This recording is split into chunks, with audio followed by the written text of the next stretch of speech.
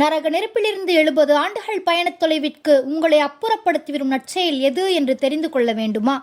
நரக நெருப்பிலிருந்து உங்களுக்கு ஒரு கேடயமாக செயல்படும் ஒரு செயல், மறுமை நாளில் உங்களுக்காக ஒரு பரிந்துரையாளராக இருக்கும் ஒரு செயல், அல்லாஹ்வுக்கு மிகவும் பிரியமான ஒரு செயல். அல்லாஹ் அந்த நற்செயலை பற்றி கூறியுள்ளான், அது எனக்குரியது, அதற்கு நான் விரும்பிய அளவிற்கு நானே பிரதிபலன் அளிக்கிறேன்.